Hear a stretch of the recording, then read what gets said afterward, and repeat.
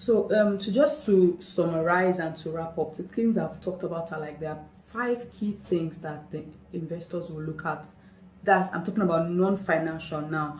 On the next video, I'll talk about the financial aspect and we'll go and talk about how to do your financial projections and those kind of things. But here we're focusing on your business proposal, the document you write that you want to present to, even if it's a pitch deck or something, the document you write to present to your investors. So what are the key things that the investor wants? And I mentioned that the people that are the team members, the founders, the co-founders, who is on your board.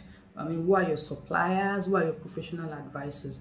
Very key in making your decision. Your investor wants to know that these people have the right capability to actually advise to this company. They have the right skills to run with this vision, to run with this race, and execute and do it right. So that's number one, very important. The founders. Another thing I mentioned is also the idea. Is your idea new? Is it novel? I mean, did you just think of, let's say, making cars run on water? I mean, or is it something that existed in a certain market but you're bringing it to your own market? Or is it something that you're just trying to modify something that existed?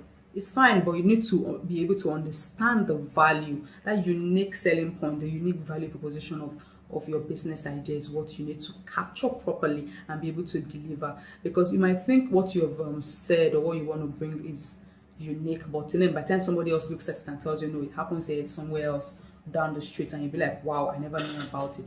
And I also mentioned that it could be very make you sound naive if you think your idea is novel that nobody has thought about it. Somebody somewhere would have done something similar in some other way. Then another thing I mentioned was that you should think about the markets, the possible channels that your business will go through.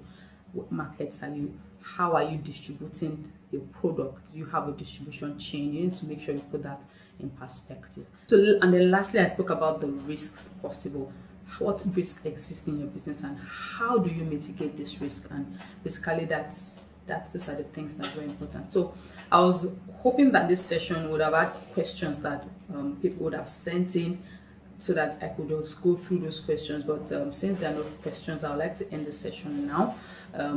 But the next session will come in, every single day of this week. So if you have any questions, please send to hello@thebusinessoutliers.com, and I will definitely answer your questions, and in the next session we'll talk about them. So the next session or next lesson, we'll be talking about the financial modeling, how you're going to create a sensible financial projection.